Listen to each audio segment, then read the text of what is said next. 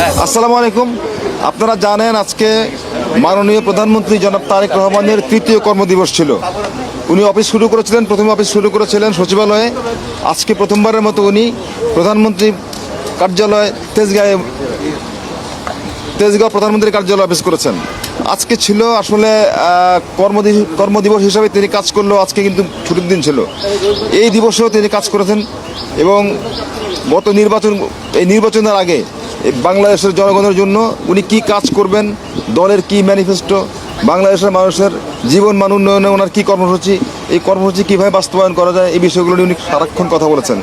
আজকে এই বিষয়ে আপনাদের সামনে কথাগুলি তুলে ধরবেন। আমাদের সঙ্গে এই মুহূর্তে আছেন অতিরিক্ত প্রেস সচিব আতিকুর রহমান রুমন, প্রধানমন্ত্রীর উপদেষ্টা ডক্টর মাহাদি আমিন, আছেন এলজেডি মন্ত্রী মাননীয় প্রতিমন্ত্রী শাহ আলম। আজকের কর্মসূচিগুলো আপনাদের সামনে বিস্তারিত বলবেন ডক্টর মাহাদি আমিন। আসসালামু আলাইকুম। আপনারা ইতিমধ্যে অবগত হয়েছেন যে গণপ্রজাতন্ত্রী বাংলাদেশ সরকারের মাননীয় প্রধানমন্ত্রী আজকে প্রথমবারের মতন তেজগাঁওস্থ প্রধানমন্ত্রী কার্যালয়ে অফিস করেছেন।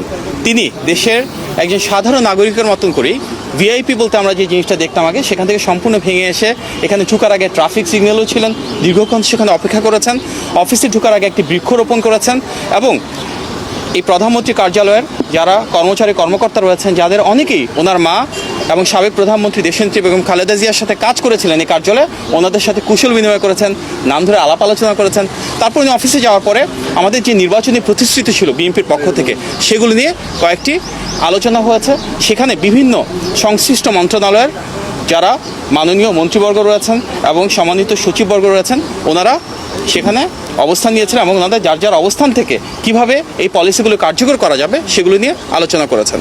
মূলত আজকে প্রথম যে মিটিংটা ছিল সেখানে মাননীয় প্রধানমন্ত্রী আলোচনা করেছিলেন আমাদের একটি নির্বাচনী প্রতিশ্রুতি, যেটি বিভিন্ন মসজিদের সম্মানিত খতিব সাহেব, সম্মানিত ইমাম সাহেব এবং সম্মানিত মুয়াজ্জিন সাহেব সহ অন্যান্য ধর্মের যারা রয়েছেন সেসব ধর্মগুরুদের জন্য আমাদের একটা প্রতিশ্রুতি ছিল যে মাসিক সম্মানী এবং উৎসব ভাতা প্রদান করা হবে।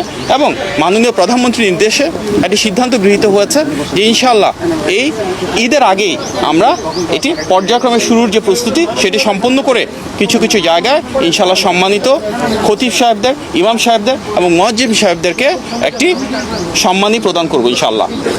এর পাশাপাশি বিএনপির একটি বড় নির্বাচনী প্রতিশ্রুতি ছিল সারা বাংলাদেশের প্রতিটি মানুষের জন্য যেন মেধার ভিত্তিতে বৈষম্যবিহীনভাবে আমরা কর্মসংস্থান সৃষ্টি করতে পারি।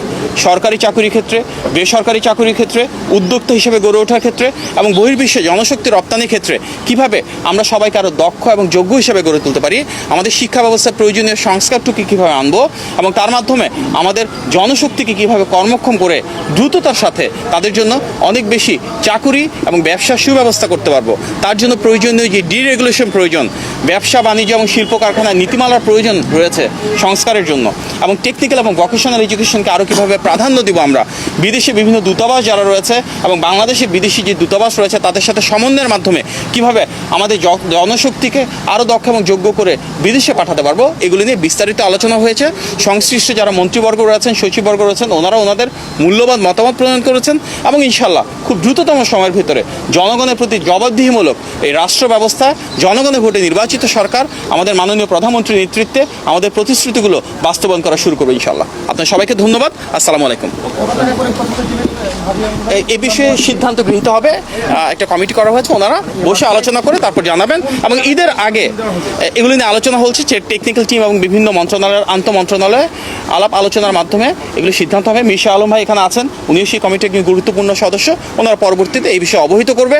তবে আমরা আপনাকে আশ্বস্ত করতে চাই নির্বাচনের আগে বেশ কিছু জায়গায় ইনশাল্লাহ এই কার্যক্রম ঈদের আগে এই কার্যক্রম ইনশাল্লাহ শুরু হবে। সবাইকে অনেক ধন্যবাদ। আসসালামু আলাইকুম।